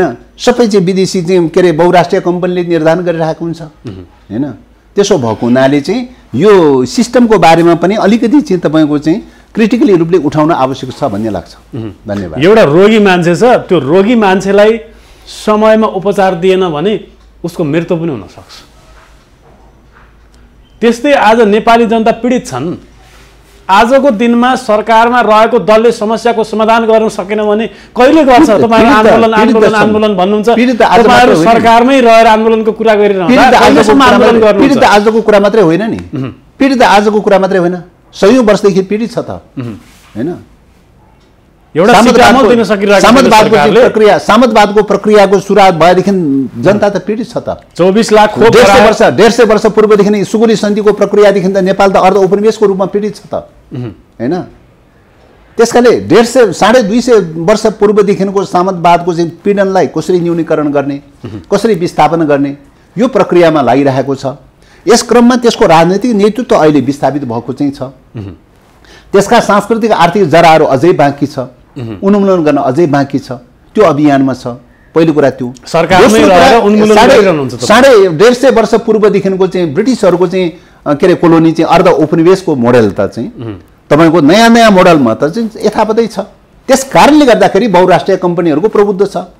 अर्थतन्त्रमा त 100 to 100% बहुराष्ट्रिय कम्पनीहरूको प्रभुत्व छ। नेपालको हातमा त केही पनि छैन, राज्यको हातमा त केही पनि छैन, हैन? सबै कुरा बहुराष्ट्रिय कम्पनीको हातमा छ। त्यो किन भयो त? अर्ध उपनिवेशको परिणाम हो चाहिँ। त्यसैले त्यो अर्ध उपनिवेशको अवस्थालाई, एकाधिकार बहुराष्ट्रिय कम्पनीहरूको प्रभुत्वलाई कसरी चाहिँ विस्थापित गर्दै गर्दै लगेर स्वाधीन प्रकारको अर्थतन्त्र निर्माण गर्ने, स्वाधीन प्रकारको मुलुक निर्माण गर्ने भन्ने अभियानमा चाहिँ छ अहिले चाहिँ। चाहे सडकमा होस्, चाहे सदनमा होस्, चाहे सरकारमा होस्, अभियान त त्यही नै हो चाहिँ। त्यस कारणले गर्दाखेरि यो अभियानको रूपमा चाहिँ हामी कति लाग्न सक्यौँ सकेनौँ भन्ने कुरा समीक्षाको विषय बन्न सक्छ। लक्ष्यप्रति समर्पित नभए पनि अभियानप्रति समर्पित यो अभियानमा कति लाग्न सक्यौँ, मुखारित गरिरहनु भएको छ। यो अभियानमा कति लाग्न सक्यौँ सकेनौँ, कति कहाँ सीमा रह्यो, कहाँ कमी कमजोरी रह्यो भने समीक्षा त हुन सक्छ। तर अहिलेको प्रक्रिया त यो अभियानमा रहेको अवस्था हो नि, हैन? त्यस कारणले गर्दाखेरि यो अभियानमा रहेको अवस्थामा अहिले नै सबै कुरा चाहिँ तपाईँको सोलो डोलो सबै कुरा चाहिँ तपाईँको राज्यको हातमा आइसक्यो, सरकारको हातमा आइसक्यो भन्ने स्थिति त होइन त चाहिँ, हैन? अर्ध सामन्ती र अर्ध औपनिवेशको अवस्थाबाट गुज्रिरहेको अवस्थामा त, हैन? पोलिटिकल पावर मात्रै केवल मात्रै चाहिँ तपाईँ सामन्तवादको चाहिँ नेतृत्वबाट राजतन्त्रबाट चाहिँ तपाईँको विस्थापित भएको छ। अरू आर्थिक जराहरू, सांस्कृतिक जराहरू त अझै पनि बाँकी छ, हैन? पावर भनेको त सत्ता भनेको त आर्थिक सत्ता पनि हुन्छ नि, सांस्कृतिक सत्ता पनि हुन्छ नि। सबै सत्ता चाहिँ प्राप्त हुन त अझै पनि बाँकी छ। एउटा पोइन्ट त्यो। दोस्रो कुरा चाहिँ अर्ध उपनिवेशको चाहिँ सत्ताको सन्दर्भमा त मैले अघि नै भनिसकेँ, ब्रिटिस इस्ट इन्डिया कम्पनीको बेलादेखिको चाहिँ अर्ध उपनिवेशको सत्ता त चाहिँ अझै चाहिँ तपाईँको चाहिँ अझ मजबुत बनेर, अझ खन्दिलो, अझ सशक्त बनेर चाहिँ तपाईँको हरेक कुना काप्चामा चाहिँ तपाईँ नियन्त्रण गर्दै आइरहेको अवस्था छ। शान्ति प्रक्रिया त्यसबाट त हामी टोटली मुक्त हुन सकेका छैनौँ, हैन? त्यसबाट त हामी मुक्त हुन सकेका छैनौँ। त्यसो भएको हुनाले अहिलेको अभियान भनेको वृहत शान्ति समझौता गरेर, हैन, वृहत शान्ति समझौता गरेर राष्ट्रिय स्वाधीनताको मुद्दामा मिल्न सक्ने शक्तिहरूको बीचमा सहकार्य गर्दै गर्दै गर्दै गर्दै गएर चाहिँ त्यो ढङ्गले लागिरहेको अवस्था हो, हैन? त्यो उद्देश्यका साथ लाग्ने क्रममा कति उद्देश्य सफल भयो, कति उद्देश्य सफल हुन सकेन, कति सीमा रह्यो, कति कमजोरी रह्यो भन्ने कुरा समीक्षाको विषय बन्न सक्छ। तर मूल उद्देश्य, मूल ट्र्याक चाहिँ त्यो ट्र्याक पक्रेर अगाडि बढिरहेको अवस्था हो। अब निर्वाचन नजिक आउँदैछ, जेठ मसान्तभित्र स्थानीय तहको निर्वाचन गर्ने भनेर प्रधानमन्त्री शेरबहादुर देउवाले भनिरहँदा माओवादी निर्वाचनमा जान किन डराइरहेको छ? कहिले भनेको निर्वाचन जान डराइरहेको छ? निर्वाचनको मिति लम्ब्याउन हर प्रयास गरिरहनु भएको छ। कहाँ प्रयास गरेका छ?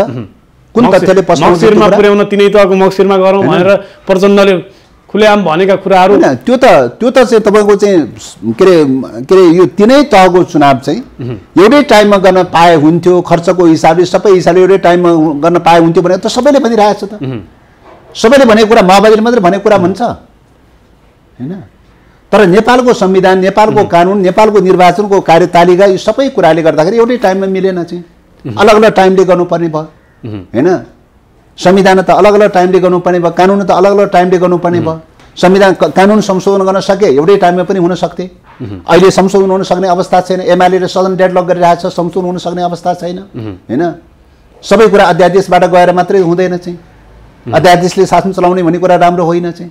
त्यसो भएको हुनाले यो जटिलता पैदा भएको हुनाले संविधानले जे डेडलाइन भनेको छ त्यो डेडलाइन अनुसार गर्नुपर्छ भनेर भनिरहेको अवस्था छ, हैन? संविधानले तोकिएको डेडलाइन अनुसार गर्नुपर्छ भनेर चाहिँ दलहरूको बिचमा चाहिँ तपाईँको चाहिँ 5 दलको बिचमा सहमति भएको चाहिँ छ। त्यसमा त कुनै विमति छैन त चाहिँ। अनि विमति नै नभएको कुराको बारेमा त्यत्तिकै हावादारी ढङ्गले कुरा गर्ने, लम्ब्याउन त प्रयास त गरेकै हो नि, हैन? लम्ब्याउन संविधानले नदिएको एक ठाउँमा रह्यो। त्यो त चाहिँ लम्ब्याउन कहाँ चाहिँ लम्ब्याउन प्रयास गरेको छ? कहाँबाट पुष्टि हुन्छ तपाईँ लम्ब्याउन खोजेको छ भन्ने कुरा चाहिँ?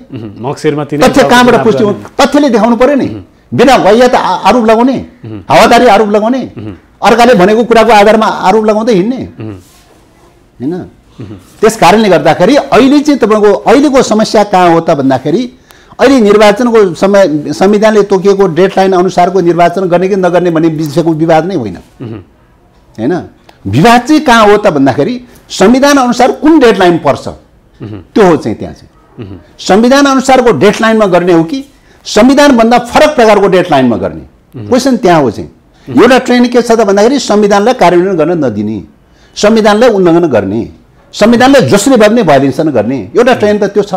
त्यसैको परिणामस्वरूप तपाईँको 2 पटकसम्म संविधानमा उल्लेख नभएको कुरा 2 पटकसम्म संसद भङ्ग गरे। त्यसैको परिणामस्वरूप चाहिँ 10 महिनादेखि चाहिँ संसद के अरे डेडलक गरिरहेको छ। संविधान विपरीत संसद डेडलक गरिरहेको छ।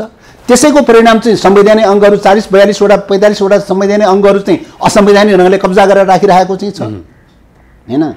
संविधान विपरीत जाने खालको टेन्डेन्सीको कारणले गर्दाखेरि के अरे अदालत डेडलक भइरहेको चाहिँ छ। जसरी भए पनि संविधानलाई डिस्टोर्ट गरिदिने, संविधानलाई भ्यालेसन गरिदिने, संविधानलाई तोडमोड गरिदिने चाहिँ यो ट्रेन छ। यो ट्रेन अनुसार चाहिँ संविधानले तोकिएको डेडलाइनमा निर्वाचन नहोस् र संविधानले तोकिएको डेडलाइन भन्दा फरक टाइपको टाइममा चाहिँ निर्वाचन गराउनलाई प्रयास भइरहेको छ। फरक टाइममा डेट तोक्यो भने के हुन्छ त? अदालतले त उल्टाइदिन्छ। संविधानसँग मेल खाएन भनेर उल्टाइदिन्छ। उल्टाइदिएपछि के हुन्छ? निर्वाचन हुँदैन। निर्वाचन नभएपछि के हुन्छ त? ल रिक्तता भयो, संविधान विफल भयो भनेर चाहिँ संविधान विफलताको कुरा आउँछ। संविधान विफल भइसकेपछि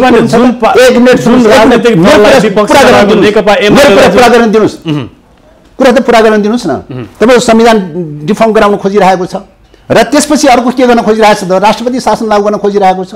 राष्ट्रपति शासन लागू हुने बित्तिकै के हुन्छ त? नेपाली के अरे नेपालमा सङ्कटकालको नाममा विदेशी सेना एक्सर्साइज गर्ने ठाउँ आउँछ। त्यो त प्रश्न छ नि। त्यस कारणले गर्दाखेरि आज विदेशी सेना लिएर आउनलाई 3टा बाटो खोजिरहेको चाहिँ छ। कसले खोजेको छ? एउटा बाटो कहाँ खोजिरहेको छ त? सिधै चाहिँ तपाईँको चाहिँ स्ट्राटेजिक पार्टनरसिपको एग्रिमेन्ट गरेर चाहिँ अमेरिकन सेना नेपालमा लिएर आउने। त्यो कुरा ओली सरकारको पालोमा प्रयास सुरु गरेकै हो चाहिँ। हामीले विरोध गरेको कारणले गर्दा अड्किरहेको छ अहिलेसम्म।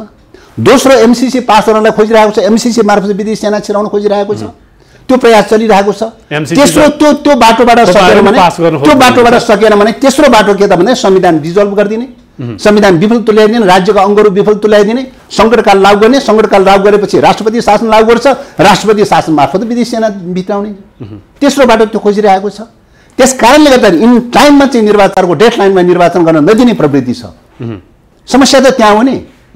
समस्याले एकातर्फ पन्छाएर चाहिँ अनि हुँदै नभएको हावादारी कुराको पछाडि लाग्ने।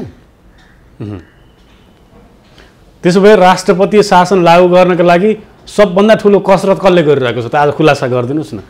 यो चाहिँ चिन्तन प्रवृत्ति जसमा राष्ट्रिय आत्मसमर्पणवादी छ, जसमा देशभक्ति भावना एक रति पनि छैन, जसमा विदेशीहरूको दलाली, विदेशी पद प्रतिष्ठा पैसाको पछाडि हुरुक्कै लागेर हिँड्ने खालका चिन्तन प्रवृत्ति छन्, उनीहरूले गरिरहेको चाहिँ। त्यो चिन्तन र प्रवृत्ति भएका मान्छे र राजनीतिक तपाईँ पत्ता लगाउनुहोस्। तपाईँ पत्रकार मान्छे तपाईँ पत्ता लगाउनुहोस्। पात्रको पछाडि म दौड्न चाहन्छु। एमाले हो हैन?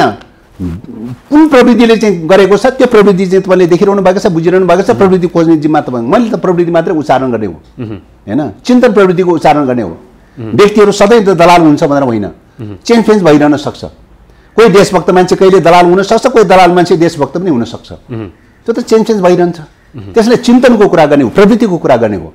जसले यो सिस्टमलाई भत्काउन खोजिरहेको चाहिँ छ अहिले, त्यसले जान वा अनजानमा प्रकारान्त रूपले साम्राज्यवादको दलाली गरिरहेको हुन्छ। परिणाम त्यहाँ पुर्याउँछ, विदेशी सेना भित्राउने दिशामा पुर्याउँछ। कुरा त त्यो हो नि। जसले स्थिरता र स्थायित्वको बाटोमा लगेको छ, संविधानप्रति चित्त नबुझे पनि, सिस्टमप्रति चित्त नबुझे पनि स्थिरता र स्थायित्वको बाटोमा लगिरहेको छ, उसले चाहिँ तपाईँको चाहिँ सङ्कटकाल निम्त्याउँदैन। सङ्कटकाल ननिम्तिएपछि विदेशी सेना ल्याउने बाटो खुल्दैन चाहिँ हैन। जसले अस्थिरता र अराजकता पैदा गराउन खोजेको छ, जसले राज्यका संरचनालाई बताभुङ पार्न खोजेको राखेको चाहिँ छ, त्यसले के गर्छ त भन्दा सिस्टम विफल तुल्याउँछ, राज्य विफल तुल्याउँछ। राज्य विफल तुल्याउने बित्तिकै सङ्कटकाल आकर्षित हुन्छ, राष्ट्रपति शासन आकर्षित हुन्छ। राष्ट्रपति शासन आकर्षित हुने बित्तिकै अनमिना आकर्षित हुन्छ हैन, संयुक्त राष्ट्रसङ्घीय सेना आकर्षित हुन्छ। यो त सिधा छ नि, प्रश्न छ नि। त्यस कारणले गर्दाखेरि चाहिँ यो चिन्तनसँग चाहिँ तपाईँको हरेक राजनीतिक घटनाहरू यो चिन्तनसँग जोडिएको छ। यही चिन्तनको परिणाम स्वरूप चाहिँ संविधानले के भन्छ त? 5 वर्ष कार्यकाल पुरा भएपछि 6 महिनाभित्रमा निर्वाचन गर्छ भनेर भन्छ। 5 वर्ष कार्यकाल त पुरा हुन दिनु पर्यो नि। अनि 5 वर्ष कार्यकाल पुरा नगरिकन चाहिँ तपाईँको चाहिँ निर्वाचन गर्न थाल्नु भयो भने के हुन्छ त? संविधान के अरे अदालतले त भन्छ 5 वर्ष कार्यकाल पुरा नगरिकन किन गर्न खोज्यो? क्वेसन त उठ्छ त हैन। त्यो क्वेसन उठ्ने बित्तिकै के हुन्छ त भन्दाखेरि चाहिँ त्यसले त त्यो निर्वाचनको त तपाईँको डेडलाइन त डिफ्युज हुन सक्छ, निर्वाचन के अरे अदालत दरबार उल्टिन सक्छ। त्यसो हुने बित्तिकै के हुन्छ त भन्दाखेरि निर्वाचन गर्ने प्रक्रिया चाहिँ इन टाइममा निर्वाचन गर्ने प्रक्रिया बिथोलिन सक्छ। इन टाइममा निर्वाचन गर्ने प्रक्रिया बिथोलिएपछि संविधान डेडलक हुने प्रक्रियामा जान्छ। कुरा त त्यहाँ अन्तर सम्बन्ध त त्यहाँ छ नि। त्यसो भएको हुनाले चाहिँ जस्तो संसद भङ्ग गर्यो, अन टाइममा संविधानभन्दा अन टाइममा चाहिँ निर्वाचन गर्न खोज्यो, संविधानभन्दा विपरीत ढङ्गले निर्वाचन गर्न त पाइँदैन त। निर्वाचन नहुने बित्तिकै के हुन्छ त? रिक्तताको स्थिति पैदा हुन्छ, अनि त्यहाँ चाहिँ सङ्कटकाल पैदा हुन्छ, अनि राष्ट्रपति शासन आकर्षित हुन्छ। त्यसको अन्तर सम्बन्ध त त्यहाँ छ नि। तर आजको भएको हुनाले चाहिँ आजको दिनमा नेकपा एमाले के भनिरहेको छ भने सरकार समयमा निर्वाचन गर्नको लागि तयार छैन भनेर आन्दोलन गरिरहेको छ। त्यो त उसको आग्रहको कुरा हो। संवैधानिक व्यवस्था समयमा निर्वाचन गर्न तयार नभएको कारणले उसको आग्रहको कुरा आन्दोलन गरिरहेका छौँ भनेर उसको आग्रहको कुरा। त्यो त उसको आग्रह र पूर्वाग्रहको कुरा हो। आग्रह र पूर्वाग्रह पछाडि दौडेर साध्य चल्छ? संविधानमा टेक्नु पर्दैन, तथ्यमा टेक्नु पर्दैन। संविधानले 5 वर्षको कार्यकाल पुरा गरेपछि 6 महिनाभित्र निर्वाचन गर्नुपर्छ भनेर भनेको छ। त्यसमा टिक्नु पर्दैन, त्यसमा समात्नु पर्दैन। त्यसो भए 6 महिनाभन्दा बाहिर चाहिँ तपाईँको गर्न पाइन्छ? 5 वर्ष कटेपछि पनि 6 महिनासम्म लम्ब्याउने तपाईँहरूको धारणा हो? त्यसो भए 6 महिनासम्म नलम्ब्याउने कुरा चाहिँ तपाईँको सरकारले कहिले डेट तोक्छ भने सरकारको अधिकारको कुरा हो। सरकारको अधिकारको कुरा हो। अहिले चाहिँ त्यतिकै चाहिँ तपाईँको 5 दललाई आरोप लगाउन मिल्छ?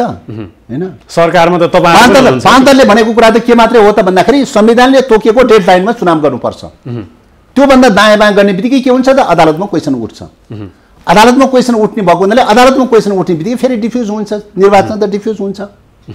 त्यस कारणले गर्दाखेरि चाहिँ तपाईँको चाहिँ संविधानले तोकेको डेडलाइन भन्दा दायाँ बायाँ गर्नु हुँदैन भन्ने कुरा 5 दलले लगातार रूपले त्यो भनिरहेको अवस्था छ। सरकार त्यही पक्षमा छ, अहिलेसम्म त्यही पक्षमा चाहिँ छ। त्यसो भएको हुनाले यहाँनिर चाहिँ सरकारले संविधानको डेडलाइन भन्दा बाहिर गयो भन्ने लाग्दैन चाहिँ। पहिलो कुरा त्यो। जहाँसम्म एमालेको प्रसङ्ग उठाउनु भयो तपाईँले, निर्वाचन आयोगले पनि एउटा डेडलाइनको कुरा गरे चाहिँ। निर्वाचन आयोगले निर्वाचनको डेट चाहिँ सिफारिस सुझाव दिने अधिकार मात्रै पाउँछ।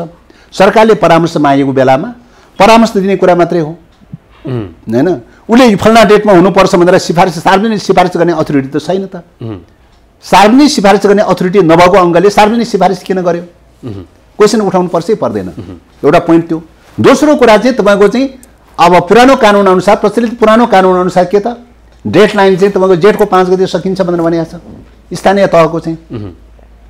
5 गते डेडलाइन सकिन्छ भने डेडलाइन सकिएको चाहिँ मितिबाट 6 गतेबाट बल्ल निर्वाचनको प्रक्रिया सुरु हुन्छ, हैन। 6 गतेबाट निर्वाचनको टाइम ओपन हुन्छ। 6 गतेबाट निर्वाचनको टाइम ओपन हुनुपर्नेमा चाहिँ 6 गतेभन्दा अगाडि किन भन्यो चाहिँ, हैन। जेठ 5 गतेभन्दा अगाडि किन भन्यो चाहिँ? जेठ 5 गतेभन्दा अगाडि एनमा चाहिँ के भनेको छ? 2 महिनाभन्दा अगाडि चाहिँ चुनाव गर्नुपर्छ भनेर भनेको छ। 2 महिनाभन्दा अगाडि भनेको त चैत्र 5 गते मिट हुन्छ। चैत्र 5 गतेभन्दा अगाडि चुनाव गर्नुपर्छ। चैत्र 5 गतेभन्दा अगाडि चुनाव गर्न किन तयारी भएन, हैन।